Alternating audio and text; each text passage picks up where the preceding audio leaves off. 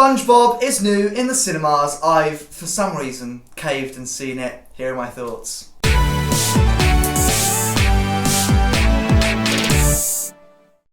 Hey, welcome back to the video, a brand new movie review. Today I'm talking all about the brand new SpongeBob movie, Search for SquarePants. It's in cinemas across the UK right now. For some reason, I went to go and see it.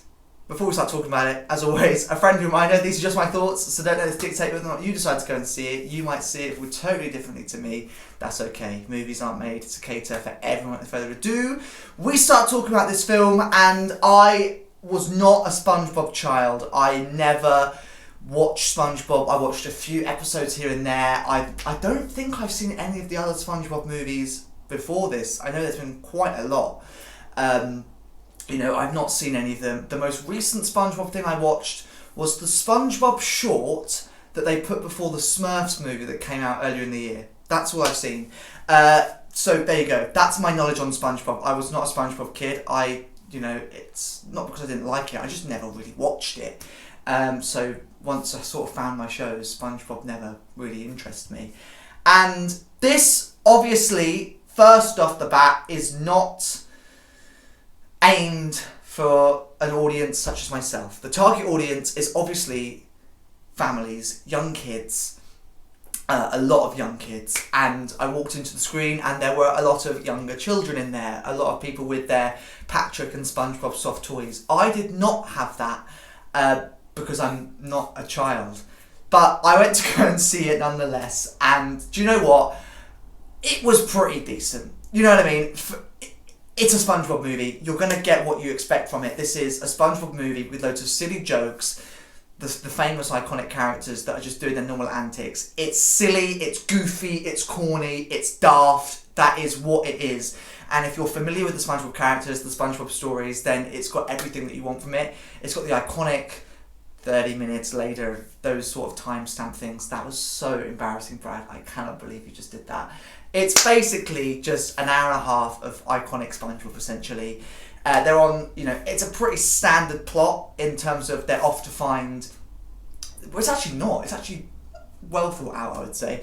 But they're off to basically try and unleash the curse of this pirate, and then SpongeBob's fooled, and that's basically the plot. It's simple. I think it's well thought out, but it's very simple to follow. It's easy to understand. I can't really say much other than the fact that if you don't like SpongeBob, you obviously won't enjoy this film. If you don't like kids' films, you're obviously not going to enjoy this film. This film is aimed for younger audiences. It's aimed for primary school age. It's aimed for really, really young nursery school ages. Like, that's who it's aimed for. They've got the normal poo underpants jokes. Do you know what I mean? Jokes that are going to make young kids laugh. I don't really think there was any kind of jokes that were for adults that would go over the kid's head. It's not really that type of film where it caters for all. It is really just a film that caters for the younger audiences. Like I say, everything you want from a SpongeBob movie is in this 90-minute film. It does what it says on the tin. It's a SpongeBob film. It's good. It's decent enough. Before the film starts, there's a Teenage Mutant Ninja Turtle short as well. Again, I've never watched Teenage Mutant Ninja Turtles. I've not seen any of the recent films, Mutant Mayhem and all that have come out. Not seen any of those. But that short was decent enough as well. It was like a quick short about like AI and ChatGPT, which was quite funny. I'm not going to lie. That was more amusing than some of the jokes in the film. The actual SpongeBob movie, going back to it, sort of sidetrack there, but the actual SpongeBob movie, towards the end of the film, it goes into live action a little bit, and some of the backgrounds are so... You can tell they've been made with like a green screen. It was quite, not awkward to watch, but a little bit, I don't know, goofy, a bit odd to watch, because I could tell that they were doing it in front of a green screen.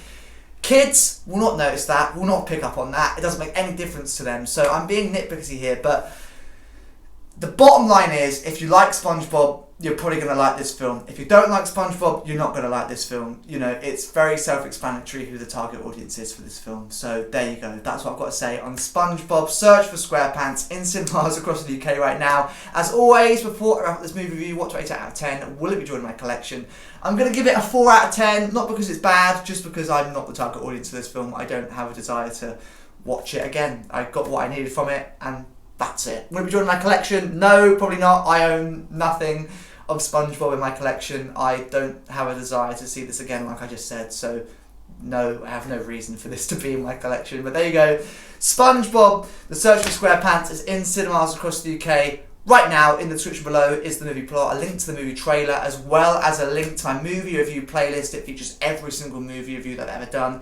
There's one more of 2025 to come very soon. It is The Housemaid. I'm off to see it tomorrow. You'll hear my thoughts on that very soon. Other than that, thank you very much for watching, and I shall see you in another video, and hopefully one of those movie reviews very soon.